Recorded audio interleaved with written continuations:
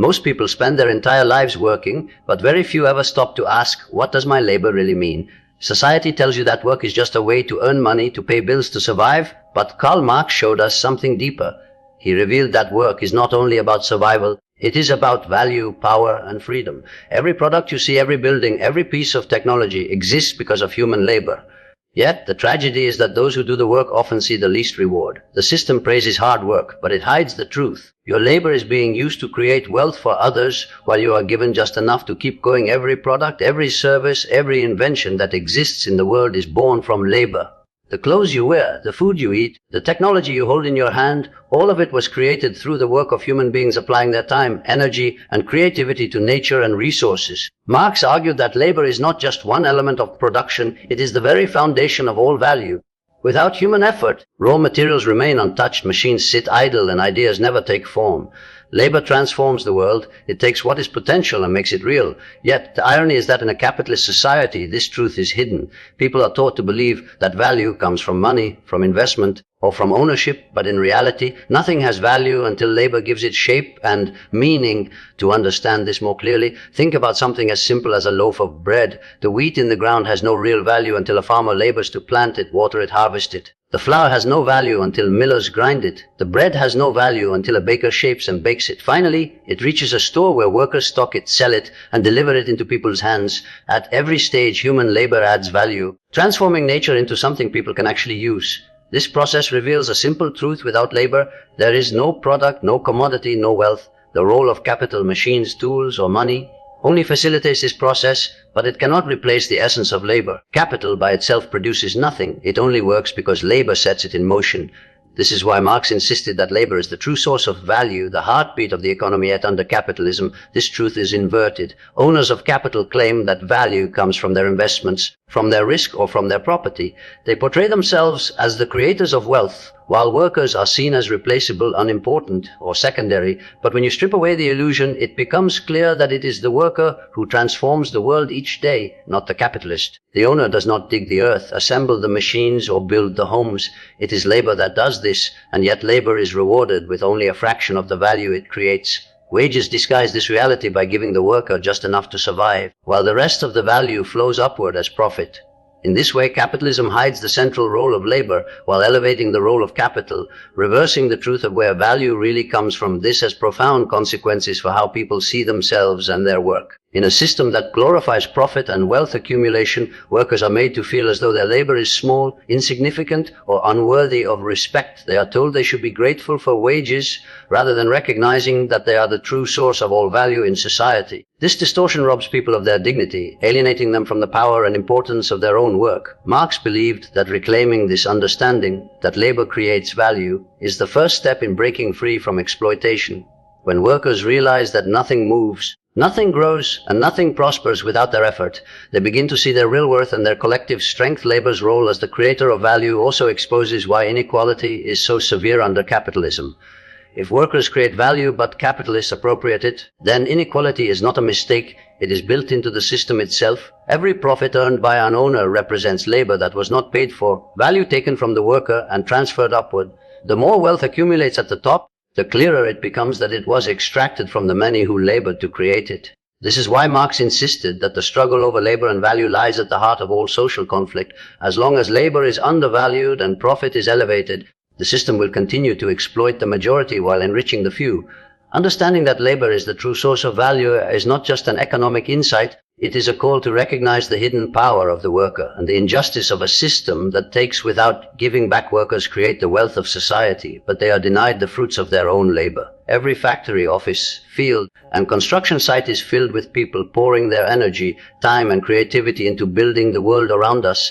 From sunrise to sunset, it is workers who power the engines of the economy, who produce goods, who deliver services, who make society function. Yet when the profits are counted, when the wealth is distributed, those who did the work see only a fraction of what they have created. The lion's share flows upward to those who own the means of production, factories, corporations, land, and technology. This is the core of exploitation. The people who create value are separated from it, while those who contribute no labor at all grow richer with every passing day. Marx explained this through the idea of surplus value. When a worker is paid a wage, that wage represents only part of the value they produce in a day. For example, If a worker creates goods worth hundreds of dollars, they may receive a wage worth only a small fraction of that. The difference between what they produce and what they are paid is kept by the capitalist as profit. This gap, this surplus value, is the very foundation of wealth under capitalism. The worker generates it, but the capitalist takes it. The more this process is repeated, the larger the wealth gap grows. The capitalist accumulates wealth without working, while the worker works without accumulating wealth. This relationship is not accidental, but is the very design of the system, a system that can only function by extracting value from labor. The injustice of this dynamic becomes even clearer when you see how it shapes people's daily lives. Workers sell their time, often the best hours of their day, for wages that barely cover rent, food, and basic survival. They sacrifice health, relationships, and dreams for the sake of keeping a paycheck. Meanwhile, the owners of capital live in luxury, enjoying lives made possible by labor they never performed. The very comfort of the capitalist depends on the struggle of the worker. The wealth of the few rests directly on the sacrifices of the many. Yet workers are told this is natural, that it is fair compensation, that if they simply work harder, they too can rise. But the system itself ensures that most will never rise, because if every worker were paid the full value of their labor, there would be no profit left to sustain capitalism. This exploitation is hidden behind the illusion of fairness. Wages make it seem as if workers are being paid for their labor in full, but in reality they are only receiving enough to keep them returning to work each day. The system convinces people that this is fair exchange, when in truth it is theft, taking the greater part of what workers produce and handing it to those who already own. By disguising exploitation as normal employment, capitalism keeps workers obedient, believing they are compensated fairly when in fact they are constantly robbed of the value they create. This hidden theft is what allows the capitalist class to accumulate wealth, while the majority of people remain trapped in cycles of debt and struggle. Marx believed that once workers understood this reality, they would begin to see the power they hold.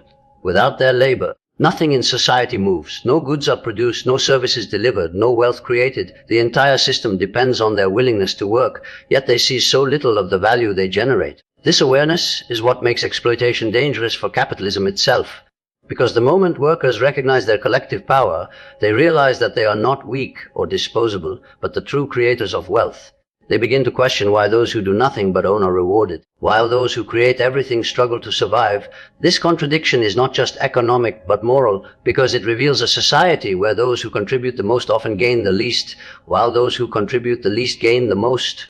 Capitalism not only exploits workers by taking the value they create, but also alienates them from their own humanity. Marx described alienation as one of the deepest harms caused by this system, because it goes beyond economics and strikes at the very soul of human beings. Work should be a natural expression of creativity, a way for people to shape the world, to contribute, and to find meaning. Yet under capitalism, work becomes something external, something forced, something that belongs not to the worker, but to the capitalist. The products of labor do not belong to the people who made them, they belong to those who own the means of production. The process of labor itself is not guided by the worker's creativity, but by the demands of efficiency and profit. The result is that workers are alienated from the product, from the process, from each other, and ultimately from themselves. Alienation from the product means that what a worker creates is no longer theirs. A carpenter who builds furniture does not take that furniture home, it is sold for profit by the owner. A factory worker who assembles parts for hours never owns the finished product.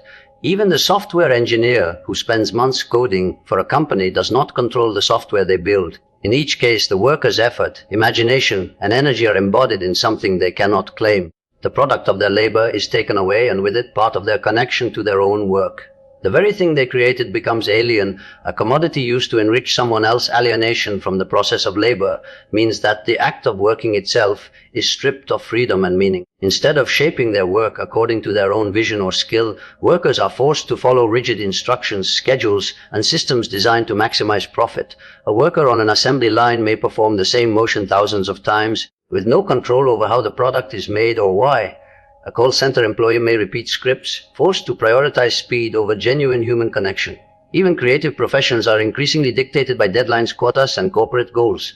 The worker becomes a tool serving the machine. their individuality erased, their creativity stifled. Work, which should be life-affirming, becomes mechanical, exhausting, and disconnected from the worker's true potential. Alienation from other workers is another consequence. In a capitalist system, workers are pitted against each other as competitors rather than united as collaborators.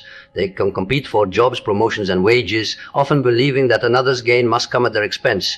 This competition breaks solidarity and isolates individuals, preventing them from recognizing their shared exploitation. Instead of uniting against the system that drains them, workers often see each other as rivals. The capitalist benefits from this division, as a divided workforce cannot challenge the structures of power. Where there could be cooperation, trust, and collective strength, capitalism creates division, suspicion, and disconnection. Finally, alienation from oneself is perhaps the most devastating.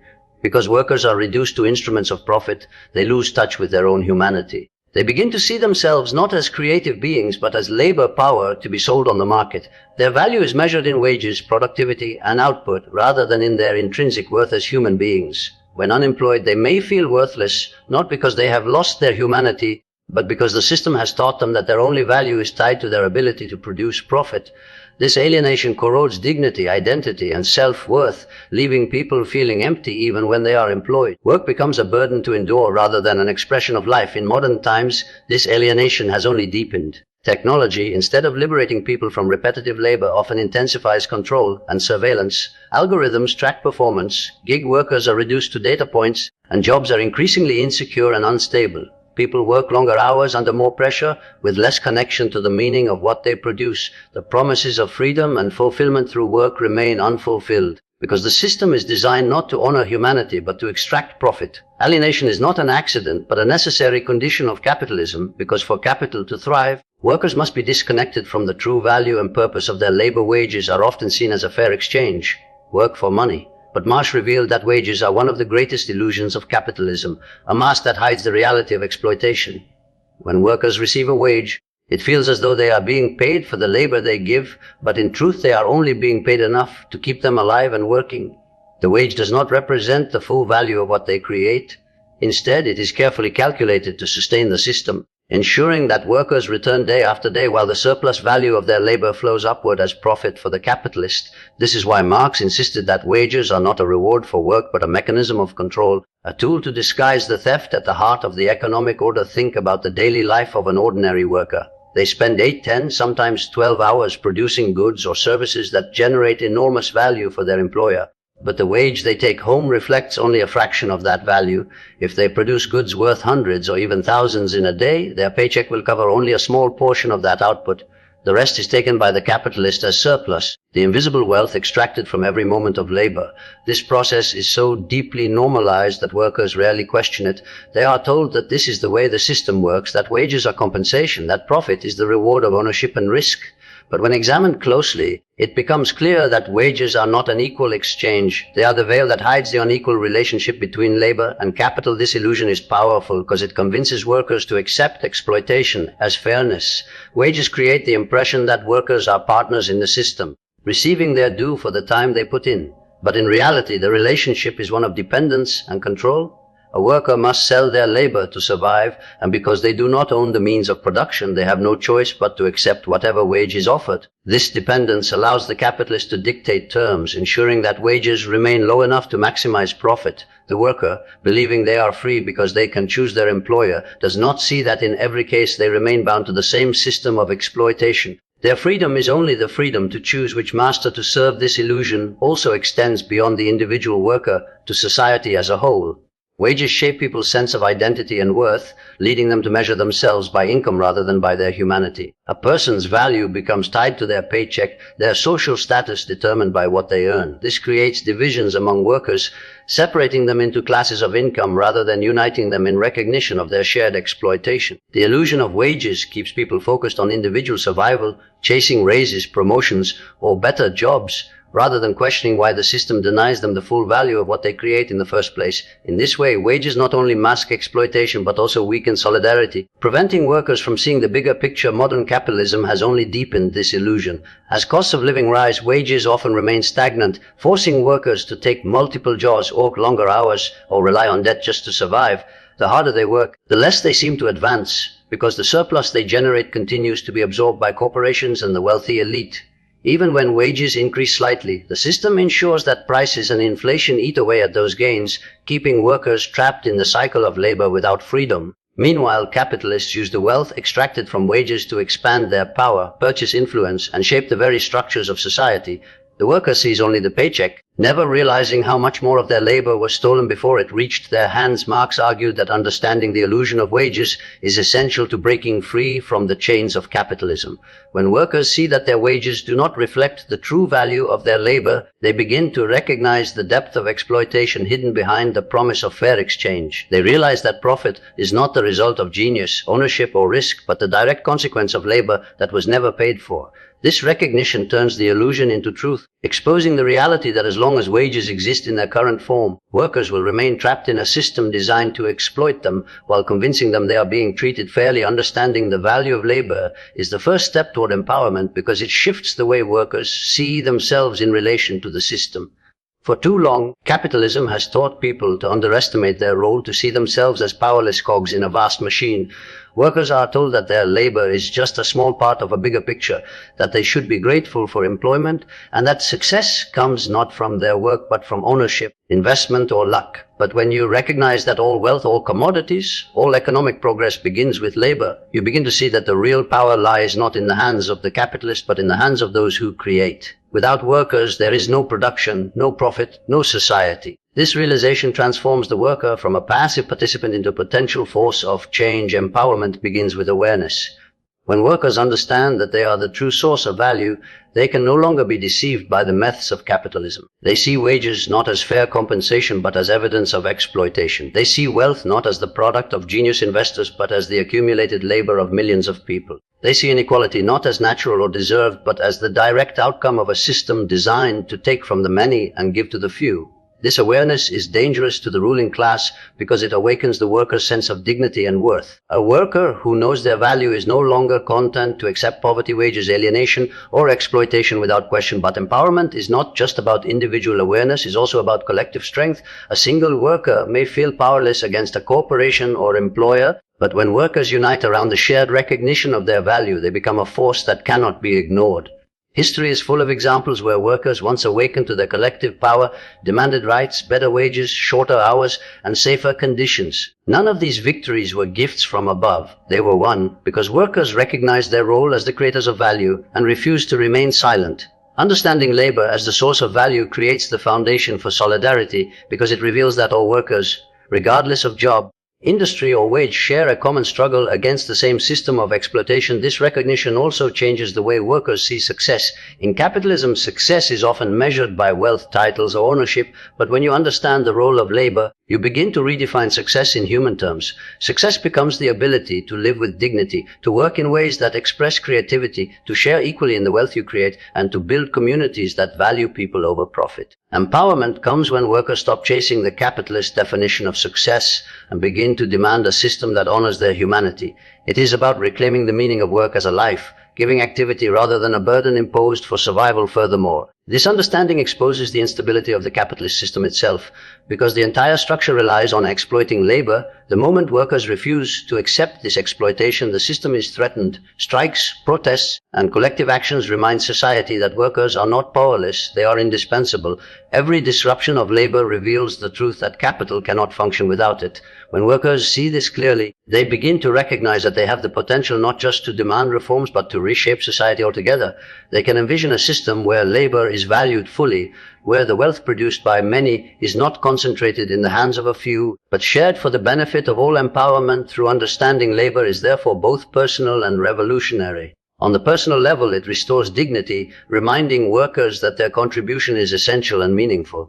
On the collective level, it creates solidarity and the possibility of change. By pulling back the veil of capitalism's illusions, this knowledge gives workers the confidence to demand justice, equality, and freedom. It transforms despair into hope, weakness into strength, and division into unity. Once people realize that labor is not just a means of survival but the true source of value in society, they take the first step toward building a future where work is honored, people are respected, and the wealth of society serves everyone rather than enriching a select few.